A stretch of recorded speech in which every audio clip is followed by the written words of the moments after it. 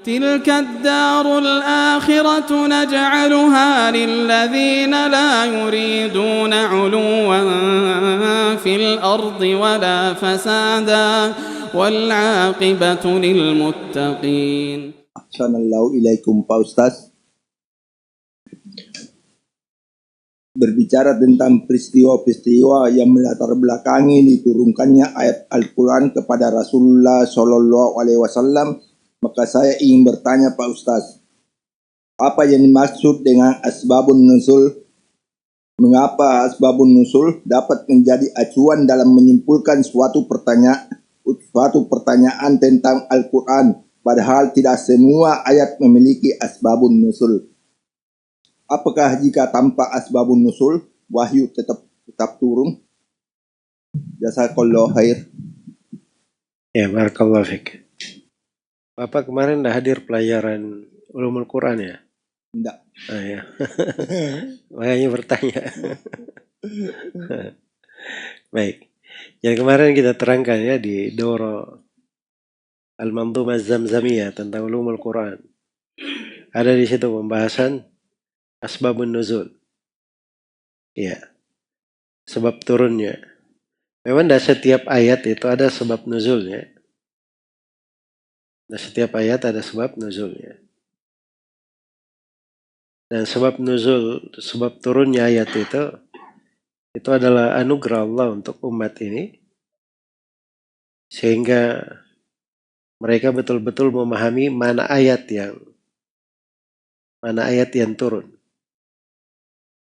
Coba bayangkan ketika ada kejadian misalnya terjadi di tengah para sahabat, terus turun ayat terkait dengan kejadian itu.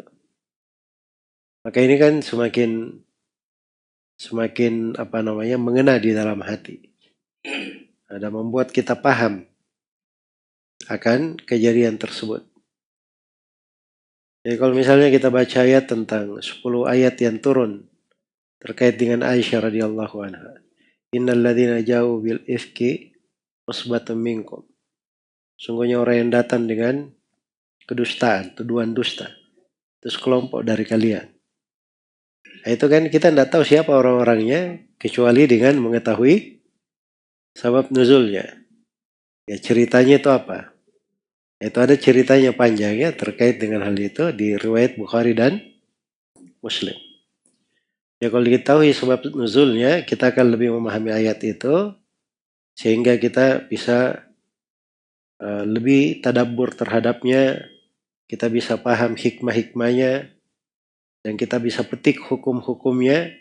Kalau ada hal yang bisa dikiaskan dengannya, dikiaskan kepada hal yang lain, itu semua dari manfaat mempelajari asbabun nuzul.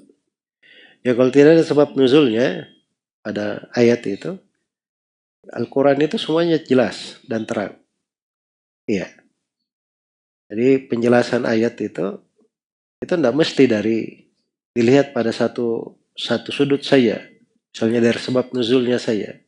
Bisa dilihat dari hal-hal yang lain. Misalnya ayat itu sudah ditafsirkan oleh ayat yang lain, atau ayat itu sudah dijelaskan oleh Rasulullah SAW. Ya, atau kalau tidak ayat itu pasti Nabi telah ajarkan kepada para sahabatnya. Itulah penafsiran-penafsiran yang beredar di tengah para sahabat. Atau kalau tidak ada semua itu tadi, pasti dia dari sudut bahasa sangat jelas dan terang. Karena Al-Quran itu bilisanin Arabiyyin mubin. Dengan lisan bahasa Arab yang terang. Ya.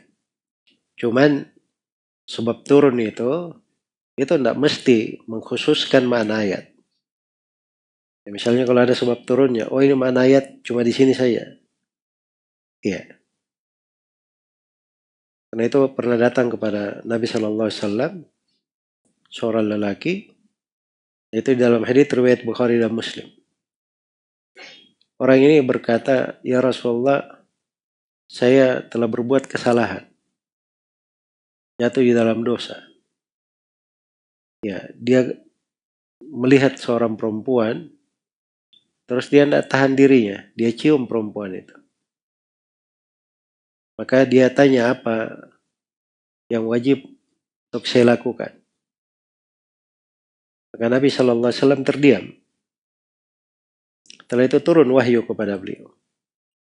Aqimis salata tarafai al-laili wa zulafan minan aqimis salata tarafai an-nahari wa zulafan minal lail innal hasanati yudhibna as-sayyi'at. Tegakkanlah salat di dua penghujung siang dan sesuatu dari kegelapan malam. Sesungguhnya kebaikan-kebaikan menghilangkan kejelekan-kejelekan.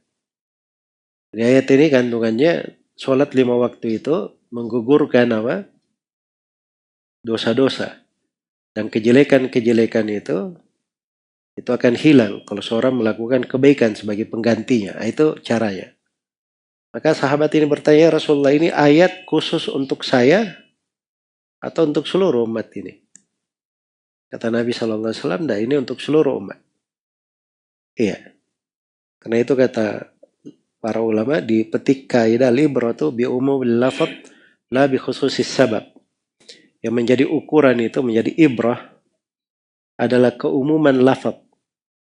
Jadi kalau konteks ayatnya umum, ya mencakup semuanya, itu asalnya. Karena Al-Quran itu turun untuk semua umat. Nah, bukan dilihat pada sebabnya yang khusus. Sebabnya tadi kan cuma seorang sahabat ini. Ya, jadi mana ayat tidak terbatas pada dia. Itu mungkin yang bisa diterangkan, wallahu a'lam.